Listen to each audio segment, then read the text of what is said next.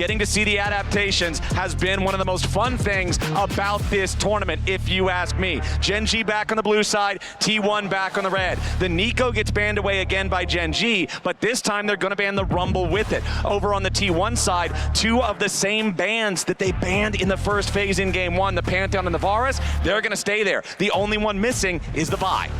Yeah, the Vi Poppy trade is kind of prime real estate right now with the Annie gone.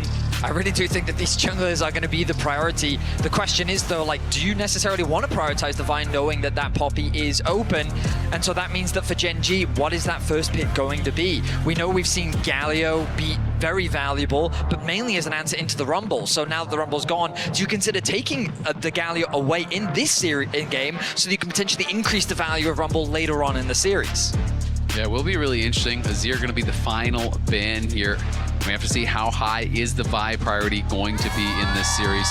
Are they willing to actually lock it in? Instead, it is going to be the Ryze, and I do prefer, we've seen a lot of Ryze versus Ahri Vi, and I really do kind of prefer the Ryze side of it, simply because you naturally become so tanky with the builds that we are seeing that it is very difficult in the later stages of the game, even with a good engage, sometimes to be able to burst down these Ryzes, because we're just seeing Roa, Archangels into Zhonya's. So your time where you have to get ahead is pretty limited. Like, you really have to be able to push the pace in the early game to actually focus down this Ryze.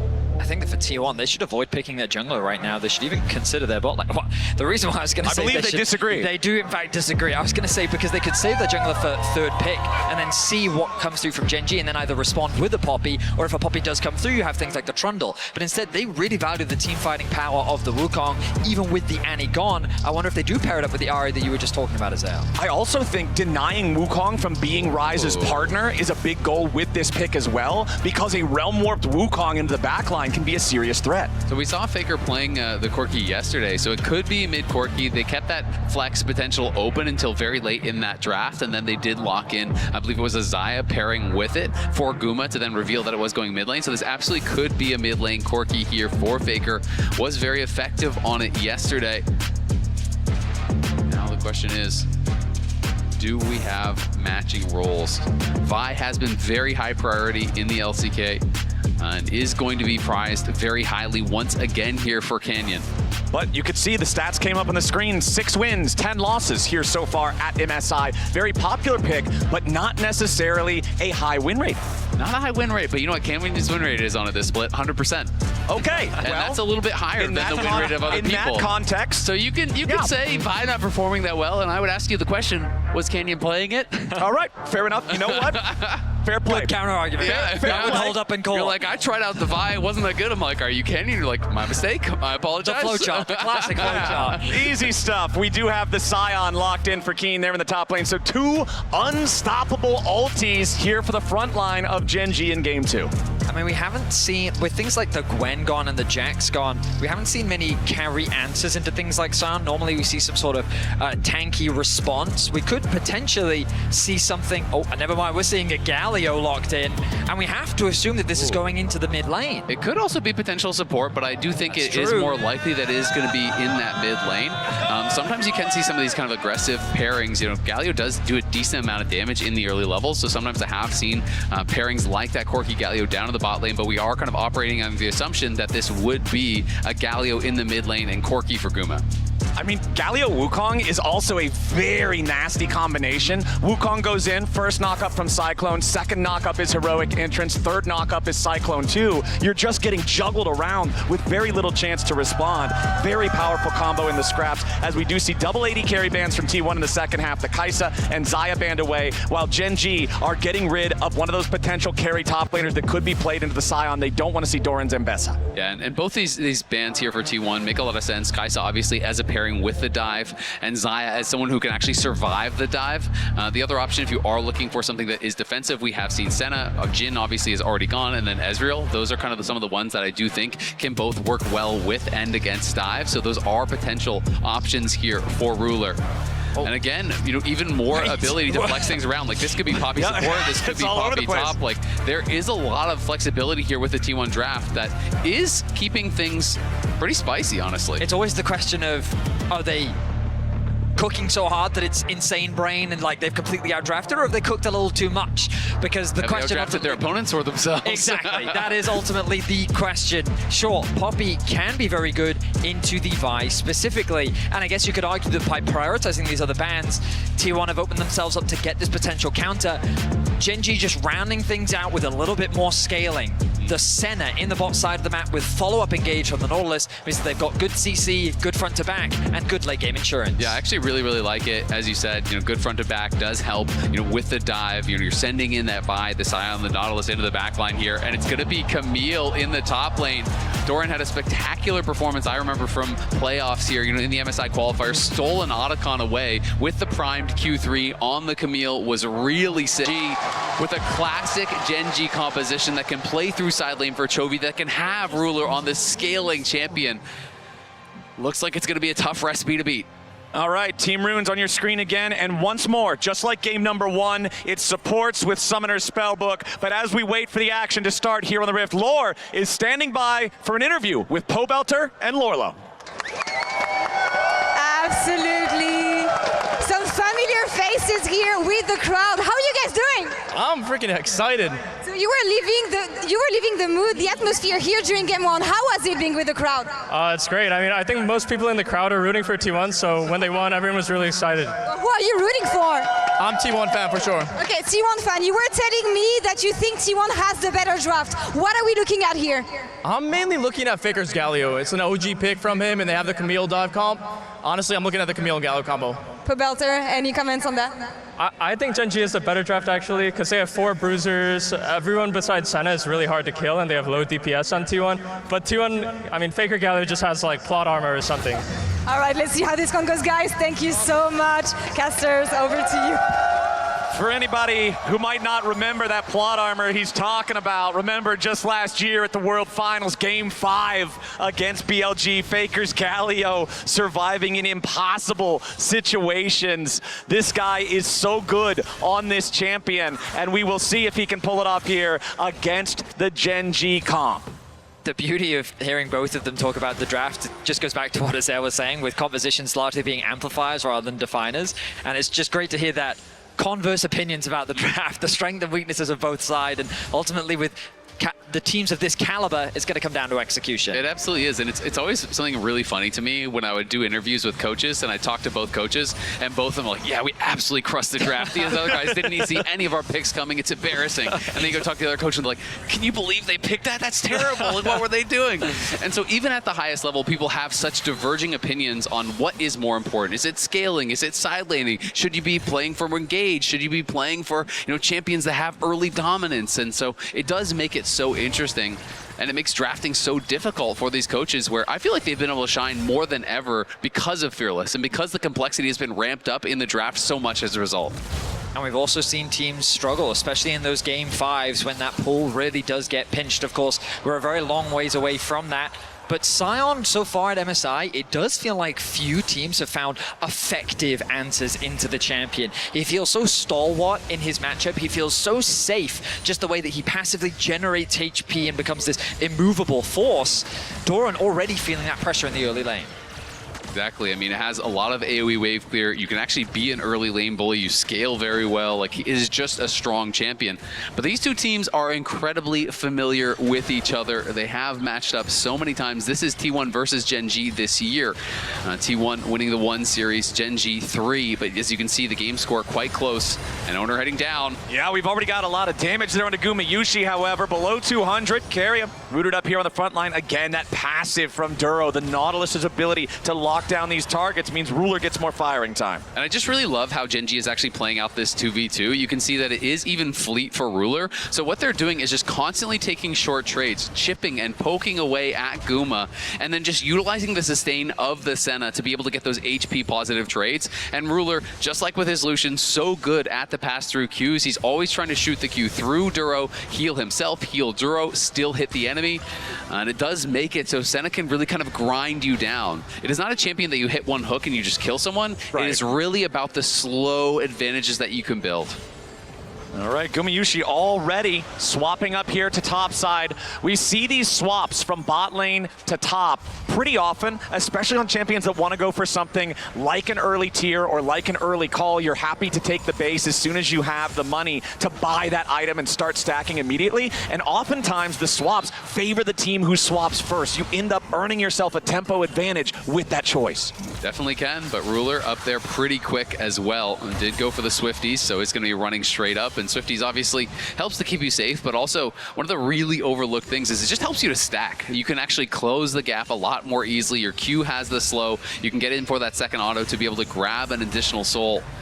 There's so much of the power here of Senna, especially with these modern builds where people are going Shiv rapid fire. You need the AD from souls to actually have any sort of a punch behind your autos.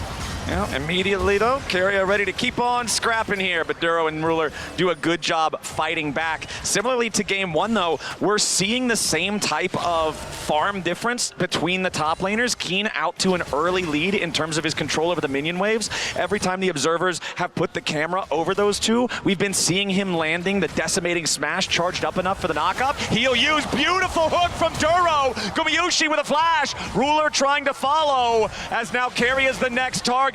Another shot goes through him. He shouldn't be low enough to die, but he is low enough that he has to flash away. GENG in the 2v2 coming out on top. Really nice punish from Ruler and Duro. That hook, I mean, that felt illegal, I'm not gonna lie. Weaving between Keria to connect onto Gumayusi means that they force them back. Trade of flashes between the two AD carries could open up the junglers to set their sights on the bottom lane matchup, but it's T1 to initiate the swap once again as Duro actually TPs towards the river. GENG starting off the drag. Yeah, Duro TP'd down, Keria did as well, so both those supports getting down there. Duro just trying to cover, make sure the Canyon cannot be contested, and he cannot. And I've got to point out, Ruler stacking very quickly here. 24 stacks here he already had, by the time he based around 6 minutes. 33 is the average by 14. He is going very, very quickly. We're not even halfway to that point, and he is stacking up at a ridiculous clip. Yeah, that could be a big problem when you look at the fact that T1's composition is 4 melee characters. If Senna's range becomes the entire screen, very difficult to deal with her at all. And this is one of the problems, Senna, I love playing this champion. When you play a melee champion that can't hard engage on the Senna, it is just free stacking. Champions like Braum, champions like Tom Kench, champions like Poppy, who can't just threaten 100-0 like with a Nautilus hook or a Blitzcrank hook. You just step forward. Every time they go for a Targon charge, you're just going to be able to actually get a stack each and every time. And it really does allow you to accelerate. So Keria has just been kind of free stacks thus far for Ruler. I will say that hasn't stopped Keria from constantly forcing these fights, but I think you're right in that it's only really benefited Ruler as this bot lane from GENG has continued to come out ahead. Right now, it is GENG that have that small gold advantage with the dragon secured. 20 seconds until the grubs spawn. You have to imagine that GENG will look for it. Immediately though, engage coming out from Keen down here on the bottom side. Remember the Gumayusi has no flash. Keen just going in, beats him over the head with the hammer. It's a solo kill, first blood for the GENG top lane. It's the bossy special, the solo bolo there on the Scion, not to be underestimated. Knew the summoners were down, finds the angle and just knocks down Guma. And now there's no one actually answering him, so he's probably gonna get a plate or two. At least one plate has already fallen. Oner though trying to answer on that top side. Keria's behind them. Yeah, Keria wants to make his angle into the fight, and there's the heroic entrance. The Wukong Galio combo deletes Ruler immediately, and the second cast of the Cyclone mows Duro down. T1 respond with style. That was beautifully executed by T1. Ruler given no opportunity to respond. Of course, he didn't have his flash from the earlier skirmish between the two AD carries, but the way in which T1 collapsed on that kill, they did it with ruthless efficiency. I mean, that was just so clean, honestly. They see Keen solo kill on the bot side, not to be outdone. Guma could be in trouble. Yeah, a lot of danger there. The Dawning Shadow doesn't hit him, so critically not low enough towards that 0 HP mark as Canyon forces Oner back out of the grub pit. It's still 2 grubs over the side of T1 though. Doran ready to go in, wants to chase after Canyon. Faker and Oner dealing with Duro off to the side as another Nimbus strikes ready to set it up with a Justice Punch, knocking him up into the air, and Oner ready to knock him right back down. Feet of Warfare, 3 kills, T1. Yeah, Faker even able to donate that over to Oner, who now passes Mako with 1,110 assists internationally for 5th all time. T1 also should be able to grab that last grub if they want. They're not heading straight for it. Oner did win the smite fight.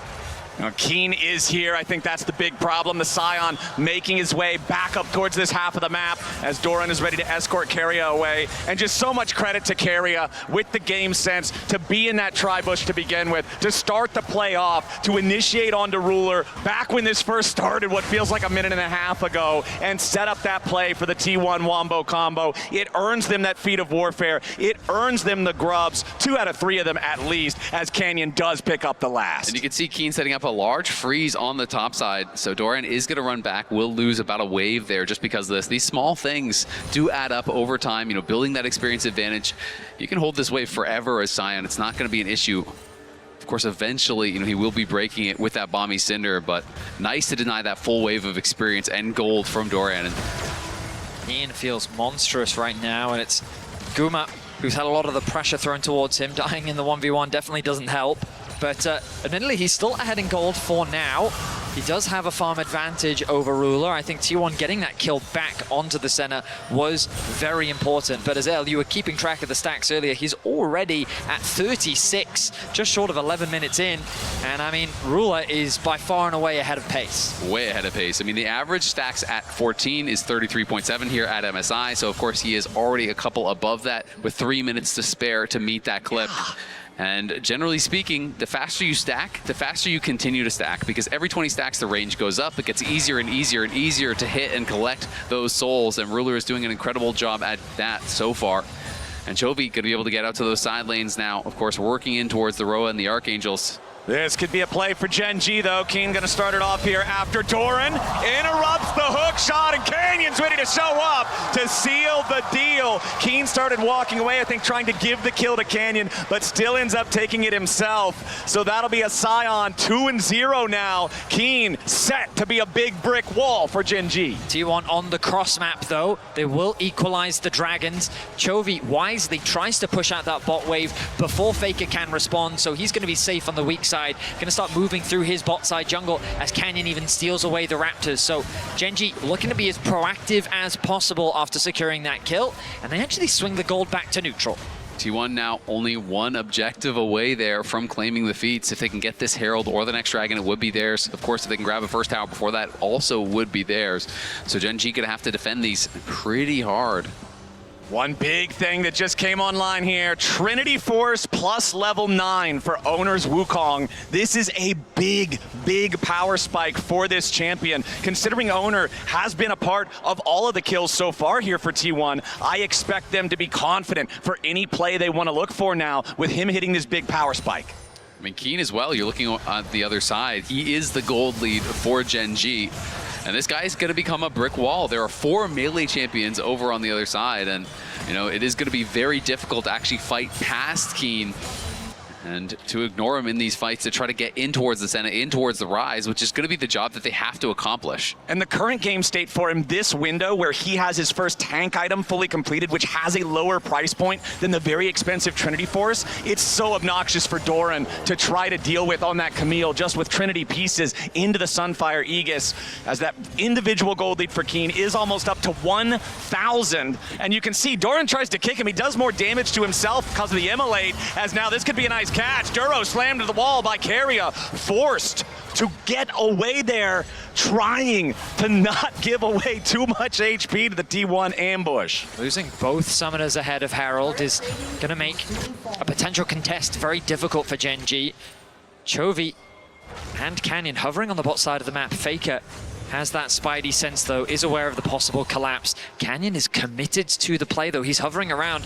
It looks like Faker is not expecting this. Okay, let's see if the Galio can get away from it. Faker does have his flash. He'll just use the taunt to make a little bit of space. He barely takes any damage at all. Now Keria and Oner are ready to show up. There's no counterpunch available, though. Chovy and Canyon can make enough distance. They've got Duro coming up behind them. Neither side gets a whole lot of anything as we look back up at the top lane, and it's the same story one more time. Keen has control over the 1v1 matchup. Yeah, I mean, Keen is just looking so strong right now. Doran just trying to get enough gold for a Triforce before he bases, because he doesn't want to TP back without it, but he is getting so low. With the turret, Doran almost wins the trade. I mean, he's in dive range now. He's got to be so careful. If Keen hits him with an ult, he's going to die. Keen walking forward, but runs out of minions before he can continue to posture more aggressively. You can see Duro walking up to this topside river. The Herald is going to spawn in 20 seconds. The Scuttle Crab is also about to spawn in the top river. This is very important to try to control if you know that Herald fight is upcoming. Faker now trying to deal with Keen's Scion that has stacked mostly armor as Keria and Gumayusi are going in. Ruler under a little bit of pressure, but he roots up Guma. Fires back with a little bit of damage as Gumayusi continues trying to escape. Has to flash. Doran's made his way into the back line. He wants to go after Canyon. Oner engages here with a Cyclone. Followed up with a Hextech ultimatum with the Dawning Shadows ready to back him up. Canyon staying alive, but T1 gets the kill and Gumayusi gets paid. A close exchange, but it's T1 that get themselves the kill onto Canyon. Guma was forced to flash very early because of his positioning. Oh, a bit of danger for Doran. Doran, rune prisoned up immediately. Flash over the wall from Duro for the dredge line.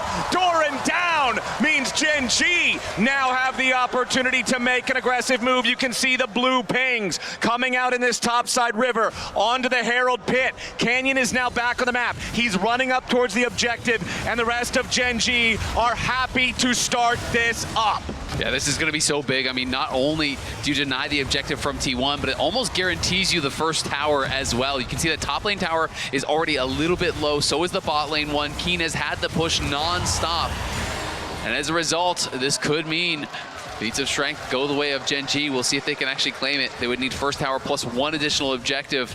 And they definitely have the edge for the first tower. Yeah, and I feel like that's what makes this so fun. T1 have already claimed Feat of Warfare. First tower should, by all measures, go over to Gen.G, and they're both at 2 neutral objectives, which means this next dragon, spawning in just 30 seconds, has even more importance. It's also Faker. We haven't talked about the fact he is solo AP, so he is going to be building pure AP on the Galio so far. He already has the Leandries. Going to be likely building in towards Azonia's second is what I would expect here. Just to be able to go in for those aggressive plays, flash on the backline, have that stasis to stay safe. Because they need to be able to pressure Ruler and Chovy in these fights, or they're just not going to have success. Braun finally ticking over to level 11, but also that Leandry's just doing wonders into all the HP that Keen has built for himself, meaning that these side lanes are a little bit more favorable for T1, even if Gen.G still generate this pressure. The Dragon is now alive. It's T1 with fantastic vision coverage around the bot side of the map. The contest for that mid-wave control is there as Canyon threatens to shadow Chovy looking for a pick. Yeah, Doran trying to make sure that he doesn't get caught out here. Not too worried about Chovy's rise with nobody else in range to back it up, but it is still the bottom side river control that belongs to T1. Already, they started up the Drake, they've pulled it out. Oner taking care of that one alongside Gumayusi as Doran's just gonna get dove on. It's Canyon ready to start it, Chovy ready to finish it. T1 have lost their top laner, and Gen.G get the job done before the Drake can be claimed. That means Gen.G now automatically take control over the river. T1 is forced to retreat, and the objective will go to Gen.G. T1 win a fight in mid lane, but Gen.G find a pick onto Doran. Bot side of the map, T1 have priority over the Dragon, but Gen.G find a pick onto Doran. Their game plan is very much to punish this Camille at every opportunity, and it is working. They now lead in Dragons, they secure that Feat of Warfare, and they are so close to securing the first tower of the game. I just think it's so intelligent because the Camille is such a core piece of this composition. It's not just about a 1v1 or anything like that. A lot of their success depends upon Doran being strong enough to fly into the backline here with Oner and Faker's ult over the top to be able to knock down these carries. And they're putting Doran in a spot where he is just constantly on the back foot. Gen.G going to be able to take this tower, you have to think, no problem. They don't even have to use the Herald to do it. And that is fantastic. That is going to be the feats of strength there for Gen.G, so they get the upgraded boots. They have the side lane advantage here for Chovy, and they are looking really strong. And remember what I said last game, feats of strength with immobile carries just feels that much better. When you look at Senna, when you look at Rise, they're both just running, and now Gen.G can get them where they need to be even faster. 1,500 gold lead for the LCK #1 seed. As Keen will face check into a brush. I don't think he's ever really worried about doing that. We'll see though if T1 can punish. They try to unload onto the tank. Keen ready to flash away as Ruler's trying to back him up here with the Dawning Shadow. Tons of damage onto the Scion. Duro makes his entry into the fight. Keen's gonna die, but now his dead body's ready to go. T1 try to disengage. Gen.G looking to fire back, but they won't find. Here comes Duro. Ruler's got the first kill into Oner as Faker tries to get away, but the Justice Punch will find no escape. A double kill to Chovy's Rise as Doran and Gumayusi barely hobble away. Canyon doesn't want to let him, and he's still looking for a little bit more. Doran and Gumayusi barely getting out of that one as Canyon still seeing if there's an opportunity here. He has the ulti if Guma sticks around, but he won't. He bounced over the wall. He gets back to the safety of the base. The fight for Gen G as they are so hungry for even more. This fight started by their blue buff. It ended in T1's base. Absolute insanity there as Duro even hops into the Herald, gets 3, if not 4 knockups, driving through the entire T1 team there. They did knock down Keen, but it took them so long. It took them so many resources and so many players to be able to do it that it bought time for the rest of Gen G to arrive and turn around that fight. I think you summarized it perfectly, Azael. Once they'd used all those resources, they were forced to retreat, and Gen G just hunted them down, pick after pick. A healthy gold lead is now what they sit on as the fight for the Scuttle Crab. Ooh, Doran takes it. Keen might be really hard to kill, but he's not a very effective crabber at this point in the game. 887 bonus HP on this Scion, though, and it takes forever to bring him down. So it comes back to what Azael was saying. All of the focus comes down onto Keen. Exhaust was used, he flashes away. There's that multi-man knockup, but they eventually get that kill. But at this point on the re-engage, Gen G's in the better position. Exactly, and Duro, he gets chunked out of the fight and he realizes, you know what, I can still be involved. Look at this, drives through everyone on T1. Let's count the knockups. 1, he hits 2, he hits 3 as well onto Keria and Doran. That was crazy. We're on Otacon though, we're gonna keep going. We're already back to live and the Otacon's halfway dead. T1 want to try to contest this as Gen G have control of the area for now. They full send it. They want to go in after Doran, but they can't find enough damage to kill him here at the very start. T1 with a counter punch, but nothing just yet. Duro the first to die. Oner's got to try to get himself back away, but Faker's already down. Oner will follow. Gen G 2 for 1, and they don't want to stop just yet. Chovy sends himself to his own death. And Gumayusi into the back, looks for Ruler. He finds him. T1 turning it around. Keen, the last man standing on Gen G, and he wants even more. The shield ready to proc. Gumayusi ready to drop, and it's a bloodbath in top lane. Keen is big man on campus. He will not be knocked down, but what a fight there from T1. It looked like it was going to be all Gen G, but they got a little bit too excited, went a little bit too aggressive. The early part of the fight went fantastic for them as Doran goes in on Chovy, gets chunked down incredibly low from the focus fire, and Ruler is just kiting it out alongside Chovy. With the carries unthreatened here from Gen G, I was thinking this was going to be a slow fight, but it was going to be theirs. And Keria's Poppy knocking Keen out of the very start of the fight makes it look so advantageous, but then Chovy goes in too deep, and T1 is quick to punish. And what happened there? Keen thought he was in the realm warp. He stepped just barely out of it. He was too far. He thought he was on the very edge. So Chovy thought he was going in with the Scion. He shows up by himself, gets burst down, then Guma flashes on a Ruler, knocks him down, turns around what could have been a disaster there, but tiny differences. If Keen was in that realm warp, it could look pretty different. And the biggest takeaway from this fight is Keen is the raid boss in this game. Yes. T1 will need to find a way to get through him, and you can see the Corki damage. I want to guesstimate that about half of that went into Keen. Yeah, he did about as much damage as the 2 highest on Gen G put together. Duro looking to go in here with the dredge line. There's no follow-up damage from Gen G just yet. Faker's getting juggled around, but he's still got a little bit of HP ready to go, flashing out. Gumayusi in danger, dawning shadow! And the sun sets on Gumayusi as Faker is running towards the other side of the map. He's got backup nearby, but Gen G are on the hunt. Can they find anything else? Will they overextend? No, they're going straight after the Otacon instead. Doran, Oner, and Keria all nearby. Faker still with a grand entrance to try to join up if he wants to, but it's all 5 from Gen G here in the objective. They don't have Gumayusi here. Oh, that Keria, he wanted to find the Keeper's verdict to try to make it a fair fight, to try to give T1 a chance, but they won't get it. A nice flash to dodge that potential ulti as now Doran gets found out. Keen doesn't hit him with an decimating smash. Duro still walking over here in the Nautilus. The ulti's not available, but Vise is immediately into the dredge line to follow. Doran's gonna Hex Tech ultimatum, but the only ultimatum is you're getting out of here. Gen.G, 13 kills. It all starts with Chovy finding a TP flank behind Gumayusi to find the AD carry isolated and convert it into a pick. When they knew they had the numbers advantage, they forced T1's hand and started off the Artican. Great map play, great pick from Chovy. Gen.G firmly in the lead here in game 2. Yeah, I mean, they're just looking so strong, and with Doran, the focus on him, he has been put so far behind. It doesn't feel like they have a true second threat. It's pretty much Guma versus the world. Like, his damage is the only one that seems like it's doing anything to Keen right now. Faker, of course, is building AP. He has the Riftmaker as that second item. Yeah. Oner's on 2 items as well, but it's just not going to be enough to ever threaten Keen. I mean, we've been talking about Keen as the raid boss this whole game, and certainly that is the role he's been playing. But the largest individual gold lead in the game, Chovy is nearly 3,000 ahead of Faker. He has 4 kills, 6 assists, and plus 60 farm. He's got his Seeker's arm guard and both of the trademark Rise items fully stacked. And Ruler 80+ stacks, and they have the sustain here, so they're feeling confident to start this Baron. And Oner is exactly the target they want. The T1 jungler dead before he can blink his eyes, and Gen.G make their way to Baron. Keen just choo-chooed straight into Oner. There was no way for him to escape. And with the jungler gone, this becomes a very challenging steal.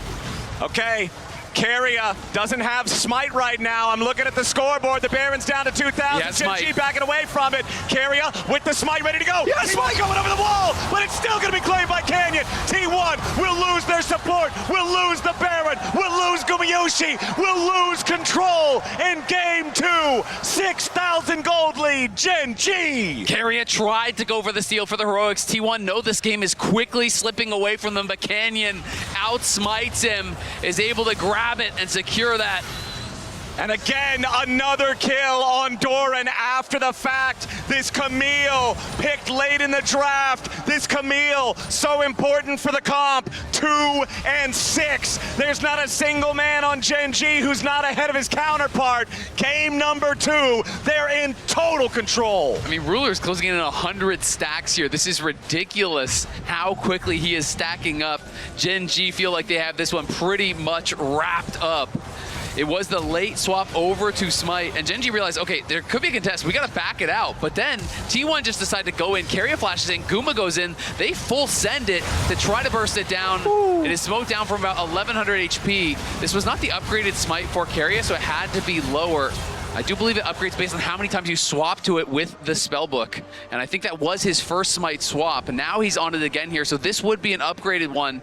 And they're going to need to try to steal this dragon away because it is Ocean Soul if Gen.G get it. T1 obviously already up against it. But if you give Ocean Soul to a Scion this far ahead, you're never killing him. I mean, look at how tanky this composition is. Nautilus, Vi, Rise, Scion. You add a little bit of Ocean Soul spice in there, you've got yourself meatball soup. There is no way that T1 will be able to punch through it. They have to realize that. It's 25 seconds until the Drake spawns, but the bottom side river is totally controlled by Gen.G. Gen.G just continuing to exert their pressure on the map. They know that this game is theirs. T1 getting a little creative as Oner creates a flank. He's trying to avoid the vision, staying in the darkness, and he's not yet spotted. You know, if you don't fight Ruler, can you even hurt anyone, right? Like, there's stasis and everything. Oner's finally going to be spotted now, and they could just look to try to pincer him. Chovy's not afraid at all. Yeah, Oner did a great job playing around the fog there for a little bit, but once Vi targets you with the ulti, the clone can't save you. Chovy on a rampage. T1 jungler dead for 45, and the dragon's alive. Ocean Soul for Gen.G. An easy pick for Gen.G.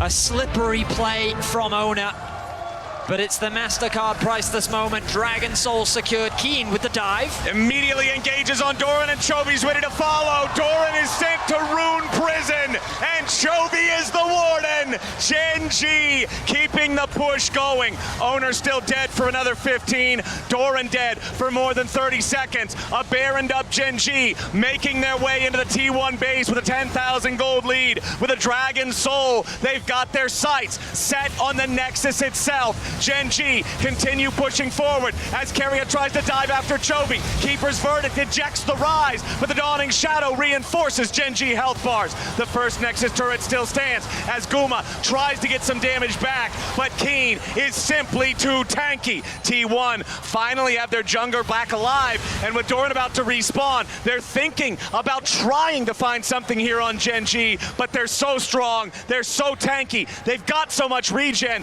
but T1 still thinks they've got to try something here. Doran goes in, he wants to go over the wall and find Shobi. He does, but Keen prevents any backup from arriving. Faker with a grand entrance, but it's only for his own exit. Doran is already down. Faker's about to follow as Keen is not even dented. Still damage from Oner, but nothing worth mentioning. A double for Gen G. It's only Keria left, and he won't last long.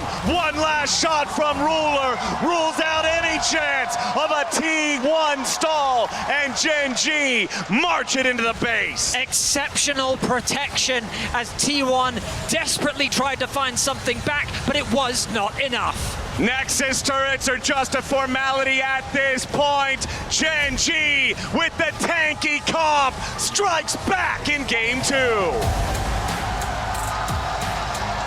It was absolute comfort there for Gen G.